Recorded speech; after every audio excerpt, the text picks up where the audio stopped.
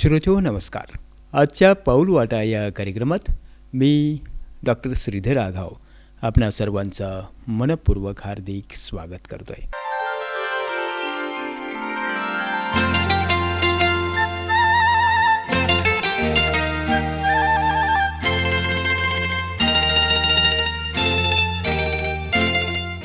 आजच्या पाऊल वाटा या ज्येष्ठ नागरिकांसाठीच्या कार्यक्रमात ऐकूयात सेवानिवृत्त प्राध्यापक डॉक्टर कालिदास चौधरी यांची डॉक्टर श्रीधर आघाव यांनी घेतलेली मुलाखत. मंडळी नमस्कार.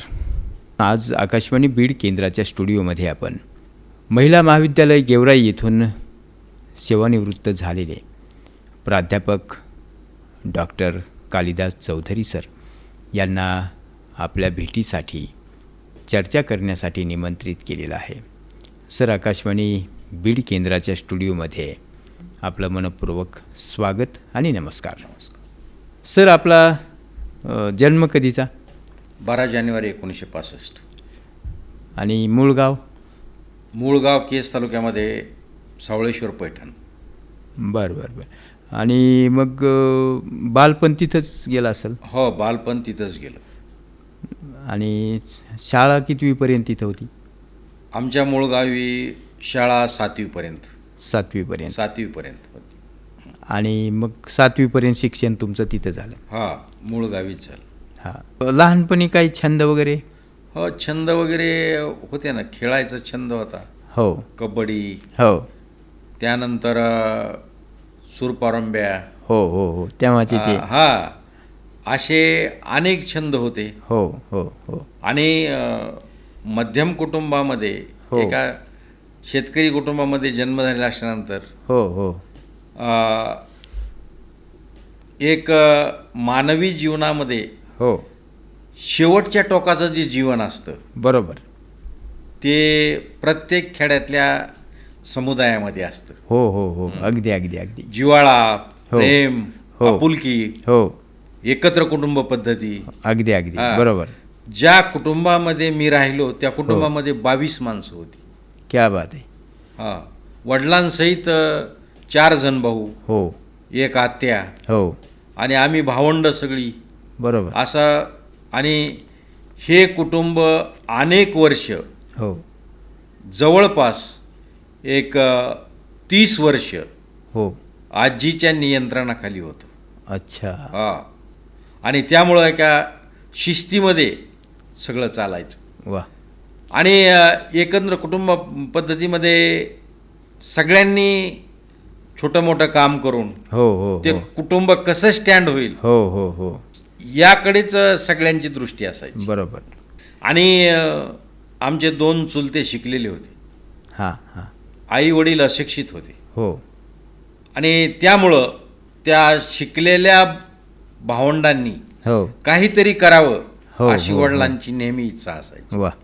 मी आंबेजोगाईच्या योगेश्वरी शिक्षण संस्थेचा विद्यार्थी आहे. वा. हां. 7वी नंतर मी योगेश्वरी शिक्षण संस्थेमध्ये गेलो. हो. आणि स्वामींनी हां. त्या शैक्षणिक संस्थेची एवढी भरभराट चाललेली आहे. हो. मी 8वी ते MA पर्यंतचं शिक्षण हो. योगेश्वरी शिक्षण संस्थेमध्ये केलं. वा. आणि अत्यंत विद्वान माणसं तिथं होती. हो. कारण आपण पाहतो की ज्याचा गुरु आदर्श हो. त्याचा शिष्य आदर्श. वा. बरोबर. फुले शाहू आंबेडकरांच्या या राज्यामध्ये हो. हे जर वैचारिक तत्व शिकायचे असतील हो. तर अगोदर गुरुस्थानी कोण होतं हे शिकावं लागेल आपल्याला. बरोबर. या माणसांच्या गुरुस्थानी कोण होतं. वा. जसं आपण ग्रीक विचारवंत जाता, माझा विषय आणि तुमचा विषय एकच आहे. हो. आपल्याला पाश्चिमात्य राजकीय विचारवंत शिकवत असताना हो. आपल्याला सॉक्रेटिस शिकावं लागतो. हो. आणि त्यानंतर सॉक्रेटिसचा शिष्य प्लेटो शिकावा लागतो. हो. आणि प्लेटोचा शिष्य अरिस्टॉटल शिकावा लागतो. हो. अशी गुरु शिष्याची परंपरा या देशामध्ये सुद्धा आहे.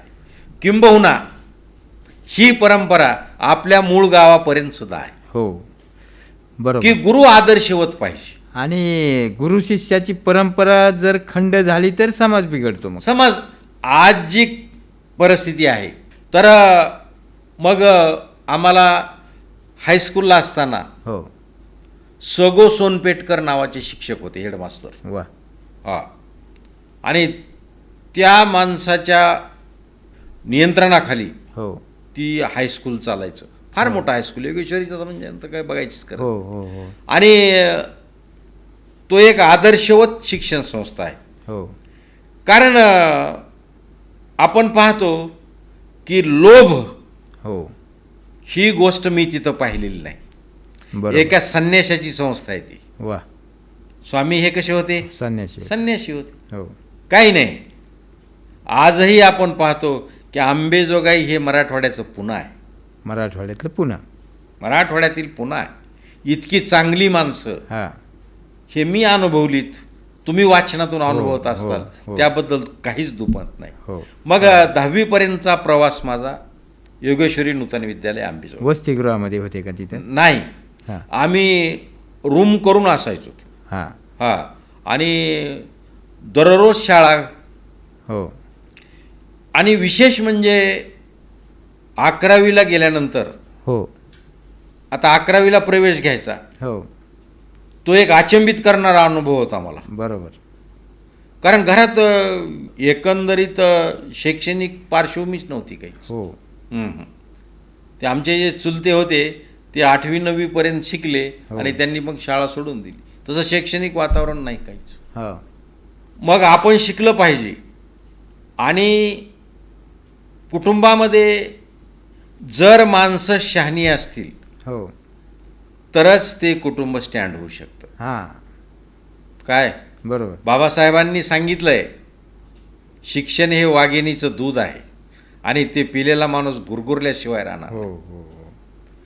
तसं मूळ आहे ह्या समाजाचं. बरोबर. शिक्षणापासून तुम्ही दूर गेलात बरोबर. की समाजाची अधोगती झाली. हो. माणसं शिकली पाहिजेत आणि शिकलेली माणसं शहाणी झाली पाहिजे. बरोबर. शहाणपण तेव्हाच अंगात येतं की जेव्हा तो माणूस शिकला. मग महाविद्यालयाचा काळ तुमचा 10वी कोणत्या वर्षी झालं मग? मी 10वी 1982ला झालो. 82ला. हो. अच्छा. आणि 12वी? 84ला झालो. 84. मग BA तिथंच होते की BA ला स्वामी रामानंद तीर्थ महाविद्यालय, SRT कॉलेज. SRT college. विषय कोणते होते BA ला मग? BA ला माझे लोकप्रशासन, हा. अर्थशास्त्र हा. आणि राज्यशास्त्र. राज्यशास्त्र. लोकप्रशासन नाव्यानेच सुरू झालं होतं सुरू विषय झालं तेव्हा. होतं. बरोबर. आणि मग MA सुद्धा तिथंच केलं? MA सुद्धा तिथंच केलं. राज्यशास्त्र. हा. MA प्राचार्य कोणत्या भगवानराव सबनीस हा. हे माझे आदर्श गुरु. वा. हो. आपल्याच विषयाचे होते. हो हो हो. राज्यशास्त्राचे. आणि मग राज्यशास्त्रामध्ये MA केलं. MA केलं. महाविद्यालयीन जीवनातल्या काय आठवणी वगैरे? महाविद्यालयीन जीवनामध्ये अनेक आठवणीत. हो. NSSच्या कॅम्पला जायचो. हो हो. हा. वेगवेगळ्या स्पर्धांमध्ये भाग घ्यायचो. हो. मग वादविवाद असेल, हो, वक्तृत्व. बाहेर वक्तृत्व स्पर्धा असेल. हो. हा. आणि विशेष म्हणजे राज्य लेवलची असेल, विद्यापीठ लेवलची हो, असेल, हो. त्याच्यामध्ये आम्ही भाग घ्यायचा. आणि आणि- आमचे आदर्शवत गुरु होते आम्हाला शिकवायला. हो. UL कुदे हे नाव तुम्ही ऐकलं हो, असेल. हो. उत्तमराव कुदे. हो हो. आणि तो काळ सर मंतरलेला काळ होता हो. मंतरलेला नाही, मी पाहिलेलं आहे सर महाविद्यालयीन जीवनामध्ये. हो हो हो. प्राचार्य BK सबनीस हो हे एक फिलॉसॉफर होता माणूस. हो. तत्वज्ञ. तत्वज्ञ होता. हा. बरोबर. आणि तत्वज्ञ जर गुरु असेल ना, त्याची शिष्य मंडळी निश्चितच घडते. सिकंदराप्रमाणे जगावर राज्य करू शकते. करू शकते. त्यामुळं सर आता आम्हाला तर BA पासून ते MA पर्यंत मी त्यांचा विद्यार्थी आहे. हो जर सबनीस सर चहाला चालले बाहेर, हो हे अनुभवलेलं आहे मी. हो एकीकडून 10 प्राध्यापक आणि इकडून 10 प्राध्यापक. हो. आणि आता सर कुठलं कोटेशन वापरतात, कुठल्या इंटरनॅशनल फिलॉसॉफरचं, हो. ते असं वाकून पाहिलेले मी पाहिलेले. हो. आणि मग आम्ही विद्यार्थी छोटे छोटे असू हा.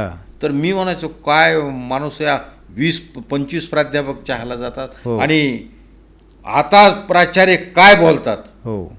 इतका प्राचार्य बुद्धिमान पाहिजे. हो. कदाचित मी असं म्हणेन की प्राचार्य हा विद्येचा आसक्त भक्त हो आणि बुद्धिवंतांचा गुरु असावा. हो हो. अगदी अगदी अगदी. जिथं प्राध्यापकाचं नॉलेज संपतं हो. तिथं प्राचार्याचं सुरू व्हावं, हा ही गोष्ट नाहीतर- खरी आहे. हा? प्राचार्य हे खरंच त्यावेळेला प्राचार्य होते. प्राचार्य व्याख्यानं कोणाची ठेवायची? हो काय मुंबई विद्यापीठाचे झहीर अली, हो. हे नाव ऐकलंय तुम्ही? हो ऐकले. त्यांचं व्याख्यान. हो शिवाजी विद्यापीठाचे अशोक चौसाळकर, हो त्यांचं व्याख्यान असायचं. हो कृती बोराळकर, हो जरा शिंदे, हो बरोबर. हे आपलेच गुरुवर आहेत सगळे, हो, आपल्याच हो, हो, विषयाचे, हो, हो. आणि अतिशय ज्ञानी माणसं. सुनील दाते, सुनील दाते खूप ज्ञानी. हो, हो आणि त्यांचा इंटरनॅशनल म्हणजे आंतरराष्ट्रीय संबंधावर फार मोठा दाते सरांचा हो, अभ्यास. हो, हो. त्यांचे गेस्ट लेक्चर ठेवायचे. हो हो हा. आणि सांगायचे मुलांना हो की ऐका, हो. हे माणसं बाहेरून आलेली आहेत, हो. आणि हे आम्ही कान देऊन ऐकायचो. हो यांचं ऐकलात तर तुम्ही घडाल. घडाल म्हणजे संदर्भच असे जागतिक लेवलचे असायचे. हो हो हो आणि त्या काळामध्ये हे असल्या फिलॉसॉफरला ऐकल्यामुळं आज समाजामध्ये तुम्ही आम्ही स्टँड आहोत. हो अगदी अगदी अगदी बरोबर बरोबर. आणि त्या माणसांची चूक कुणी काढू शकणार नाही. नाही नाही बरोबर. आणि दुसरी गोष्ट सांगतो, हो व्यक्ती संपेल हो पण व्यक्तिमत्व हजारो वर्ष टिकू शकतं. संपत नसतं. संपत नसतं. आणि ते विचार आणि प्रेरणेच्या स्वरूपामध्ये, संस्काराच्या आजही. स्वरूपामध्ये हजारो वर्ष जिवंत राहत असतं. राहत असतं. हा, त्यालाच पर्सनॅलिटी म्हणतात. हो हा? व्यक्तिमत्वाची व्यक्तिमत्व म्हणजे ते नष्ट पावतच नाही, अमूर्त. हजारो वर्ष ते टिकतं. अमूर्त संकल्पना अमूर्त संकल्पना आहे. दिसत नाही आणि पण ती असते. पण ती असते. आज ज्या महाविद्यालयात आम्ही घडलो हो त्या महाविद्यालयाच्या प्राचार्यांचा मी आवर्जून उल्लेख करतो हो की खरोखरच तो माणूस फिलॉसॉफर होता. हो हा, आणि एवढं कमांड होतं विषयावर हो की तुम्ही कुणालाही विचारा. हो हा, हो कुणालाही विचारा की प्राचार्य B.K. सबनीस हो. ही व्यक्ती कशी होती, म्हणजे फार. आणि तितकाच बहुजन मुलांविषयी आदर. हो हो हो अहो, तिथं वसतिगृह त्यांनी सुरू केलं, महात्मा फुले. हो हो हा, वसतिगृह सुरू केलं, आणि त्या वसतिगृहामध्ये अनेक विद्यार्थी घडले. सर मग MA कोणत्या वर्षी झालं आपलं? 1990ला. 90ला MA झालं. 91ला मी नोकरीला लागलो. नोकरीला मग कुठं लागले सुरुवातीला? महिला महाविद्यालय बीड. बीडला होतं महिला महाविद्यालय हो, तेव्हा. होतं. आणि 90ला मग 91ला नोकरीला हो. लागले. ग्रँटेड होतं कॉलेज? नाही, नॉन ग्रँट होतं. नॉन ग्रँट होतं. मग नॉन ग्रँटला नोकरी करायचं खूप अवघड आहे ना? हो. पहिला पगार कधी झाला? पहिला पगार 92ला. ते कॉलेज महिला कॉलेज असल्यामुळे 4थ्या वर्षी अनुदानित झालं. 95ला हो, अनुदानित झालं ना? हो. 95ला पगार. अनुदानित झाल्यानंतर आम्हाला एक 5-6 हजार रुपये पगार. वा. हो. आणि इतका आनंद होता. हो गरजा कमी होत्या. गरजा कमी होत्या. हा. सामान्य माणसातला सामान्यपणा त्यावेळेला होता माणसामध्ये. सामान्यपणा. सामान्य माणूस जेव्हा जास्तीची सोंग करायला चालू करेल ना हा. तेव्हा पैसा पुरत नाही. अगदी खरं. आणि दुसरी एक गोष्ट आवर्जून सांगावीशी वाटते, हा. आपल्या गरजा मर्यादित ठेवल्या हो की कुणाचं गुलाम होण्याची पळी तुमच्यावर येणार नाही. अगदी हे बाबासाहेब बरोबर. आंबेडकरांचं वाक्य. बरोबर. हा. बरोबर. गरजा मर्यादित ठेवा. हो बस. बरोबर. हा. आणि मग विवाह कधी झाला? विवाह 1994ला. म्हणजे नोकरी आधी आणि विवाहानंतर? हा, विवाहानंतर झाला. बर बर बर. आणि मग आईवडिलांना मग इकडं आणलं का काय? नाही, गावाकडेच होती ती. बर. हम्म. आणि मी 8 दिवसाला गावाकडे जायचो. सासरवाडी कुठली? सासरवाडी केस तालुक्यात सुरडी. बर. सोने सांगवी म्हणून गाव आहे. सुरडी. सरांच्या गावात. हो हो हो. त्या काळातलं विवाहातल्या काही आठवणी, परंपरा खूप असायच्या हो ना हो, परंपरा पूर्वीच्या असायची ना. विवाहामध्ये. हळदीला जाणे नवरदेव, हो ते बरेचसे ते विधी असायचे. हो, हो, हो. आणि त्याच्यामधून ते जावंच लागायचं. हो हो अगदी अगदी. हा, जावंच हो, लागायचं. बरोबर. मग ते लग्नात घोडे असायचे, घोडे हे ते. आणि मस्त आनंदामध्ये वैवाहिक जीवन आजपर्यंत गेलं. गाडी बैलांनी वरड असायचं. हो, मी स्वतः माझ्या कुटुंबामधल्या प्रत्येक चुलत्याच्या लग्नाला बैलगाडी घेऊन जायचो. हो हा. आणि त्या बैलगाड्या कशा घेऊन जायचात आम्ही? हो. एकदम असं संध्याकाळचं लग्न असायचं हे ते. आता हां. थोडंसं बदल झाला. तुमच्या महाविद्यालयाच्या काळामध्ये हा की स्नेहसंमेलनं वगैरे होत हो, असतील ना व्हायची ना SRT स्नेहसंमेलनं. कॉलेजमध्ये? हा विशेषतः म्हणजे फिश पॉन्डचा कार्यक्रम असायचा. हां, शेला पागोटे. हा शेला पागोटेचा कार्यक्रम असायचा, त्याच्यात आम्ही सहभाग घ्यायचो. हो. हा आणि मग तुमच्या त्यावेळेला म्हणजे जास्त गाजलेलं असं एखादं गाणं? त्यावेळेस मला एक गाणं आठवत होतं. हो. ए मेरे वतन के लोगो. वा, ऐकायचे गाणं ते? हो ऐकून अरे का नाही. यस, ते गाणं ऐकूयात. हा. लता दिदी यांच्या स्वरातलं हो. हे गाणं. मेरे वतन के लोगों जरा आँख में भर लो पानी, जो शहीद हुए हैं उनकी जरा याद करो कुर्बानी. हे मेरे वतन के लोगों जरा आँख में भर लो पानी, जो शहीद हुए हैं उनकी जरा याद करो कुर्बानी. तुम भूल न जाओ उनको, इसलिए सुनो ये कहानी, जो शहीद हुए हैं उनकी जरा याद करो कुर्बानी.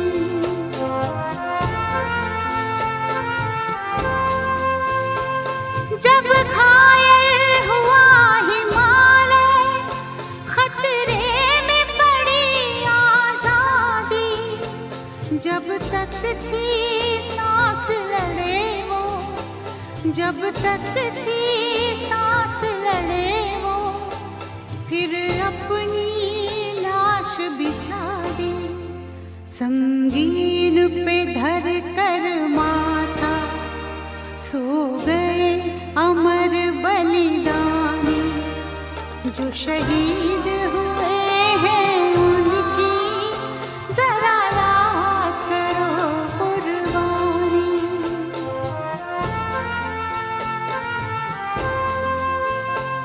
जब देश में थी दिवाली, वो खेल रहे थे होली, जब हम बैठे थे घरों में, जब हम बैठे थे घरों में, वो झेल रहे थे गोली.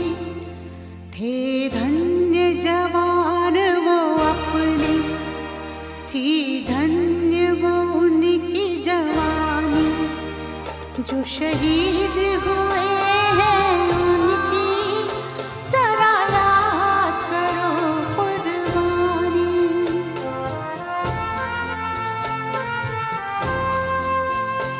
कोई सिख कोई जाट मराठा, कोई सिख कोई जाट मराठा, कोई गुरखा कोई मद्रासी, कोई गुरखा कोई मद्रासी, सरहद पर मरने वाला,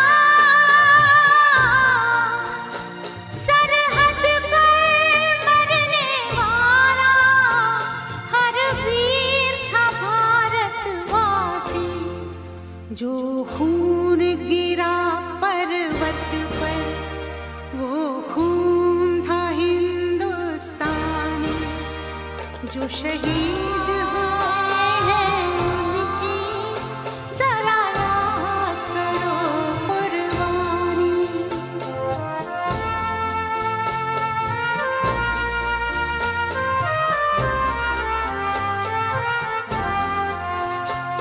थी खून से लथपथ काया, फिर भी बंदूक उठा के 10-10 को एक ने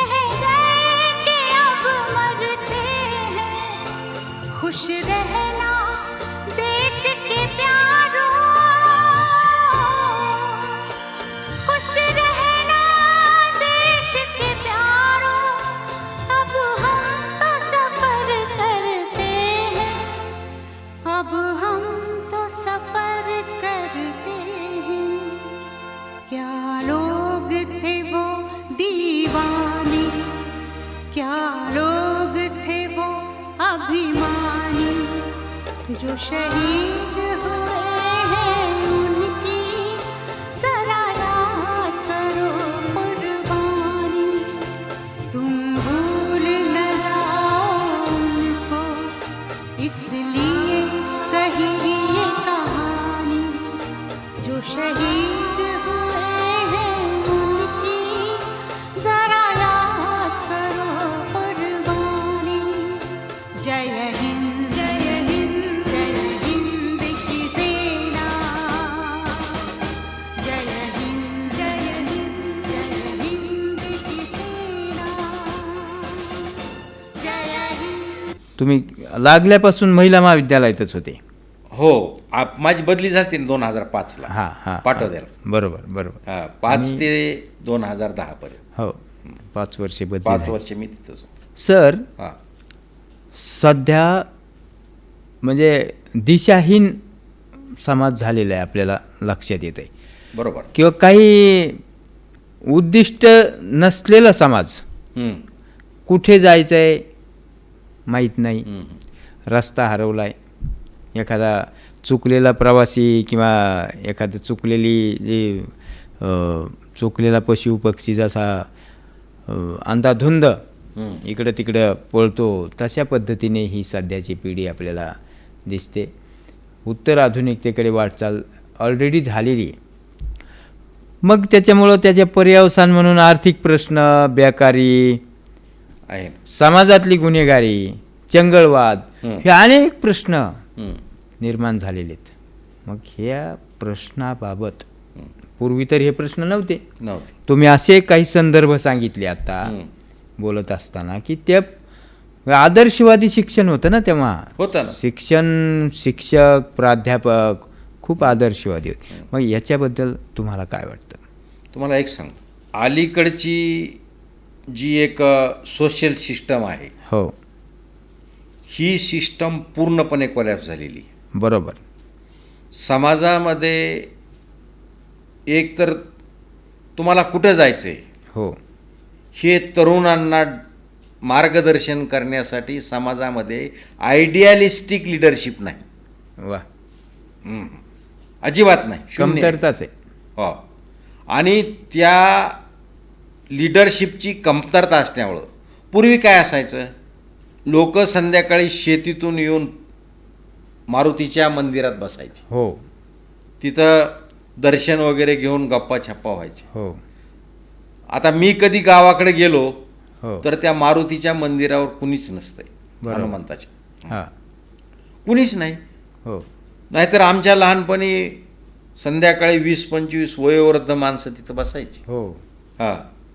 आणि तिथून दिशा द्यायची. हो. त्यांच्या समोरून आम्हाला कधी जायचं असलं तर भीती वाटायची. हो व्यसनाधीनता नव्हती. हो अलीकडं या तरुणांना काहीच समजू नये. हो बरोबर.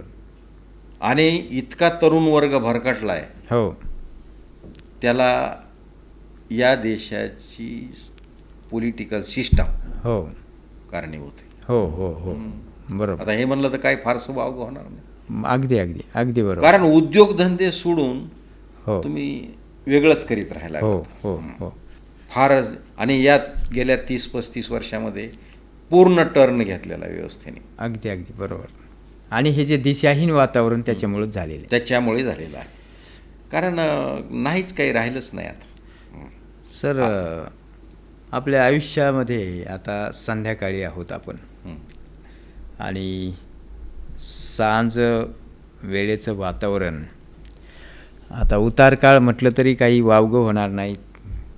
अशा अवस्थेत आपण असताना आयुष्याकडं मागं जेव्हा वळून पाहतो आपण, मागं वळून पाहताना काही संकल्प करायचे राहिलेत किंवा हे पूर्ण नाही झाले, काही राहून गेल्यात गोष्टी, असं काही आहे का? काही फारसं तसं मला वाटत नाही. कारण आयुष्याच्या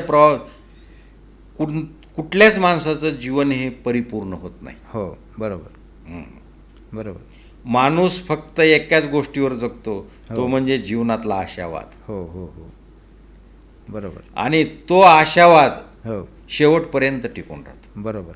आणि त्यामुळं प्रत्येक व्यक्तीच्या जीवनामध्ये हो एक कमतरता असते हो बरोबर. आणि ती कमतरता ते ना कुणीच भरून काढू शकत हो, नाही, हो. कुणीच भरून काढू शकत नाही. बरोबर बरोबर. अशी कमतरता प्रत्येक माणसाच्या जीवनामध्ये हो, असते. हो, हो. हा, अगदी मोठ्या मोठ्या माणसांची उदाहरणं देता येतील आपल्याला. हो बरोबर. आणि अगदी मी नेहरू असतील, हो यशवंतराव चव्हाण असतील, हो हो हो. यांच्या जीवनामध्ये कमतरता होती, हो ती त्यांना नाही भरून काढता आली. बरोबर. हा. आता आता रुटीन काय असतं तुमचं दररोजचं? माझं रुटीन सकाळी फिरणे, हो वाचनालयामध्ये जेवढे पेपर आहेत तेवढे वाचणे, हो आणि जे नाहीत ते विकत आणणे. वा.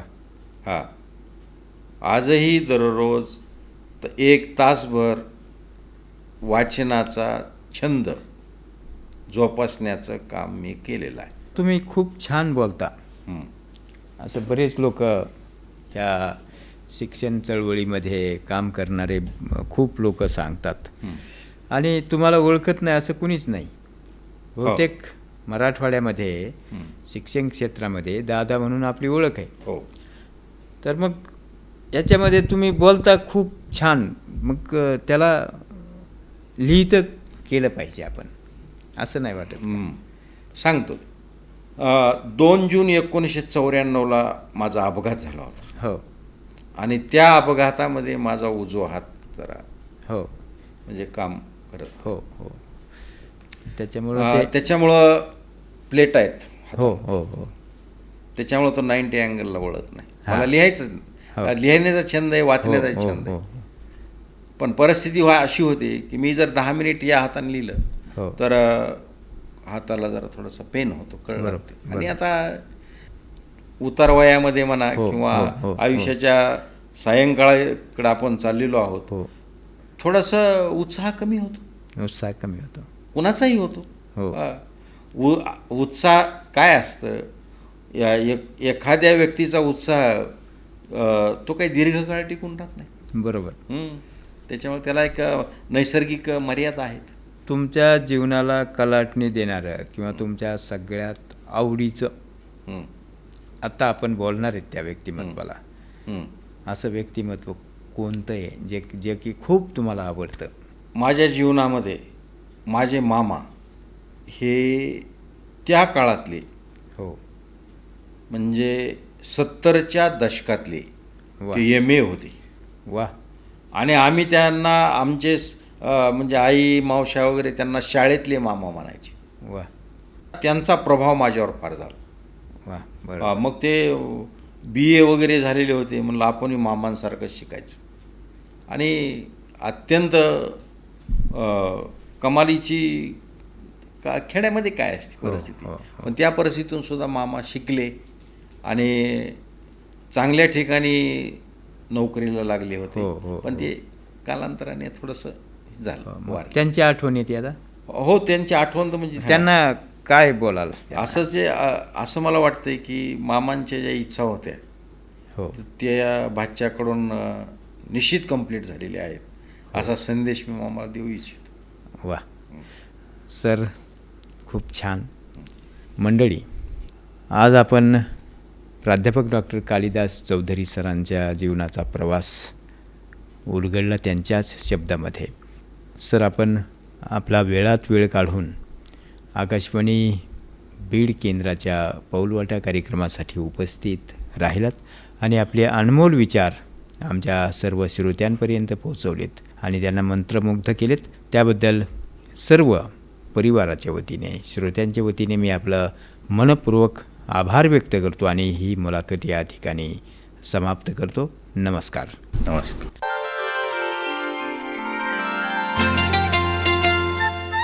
आत्ताच आपण सेवानिवृत्त प्राध्यापक डॉक्टर कालिदास चौधरी यांची डॉक्टर श्रीधर आघाव यांनी घेतलेली मुलाखत ऐकलीत आणि याबरोबरच आजच्या पाऊलवाटा या कार्यक्रमातून मी आपला मित्र डॉक्टर श्रीधर आघाव आपला निरोप घेतोय पुन्हा भेटण्यासाठी. तोपर्यंत नमस्कार.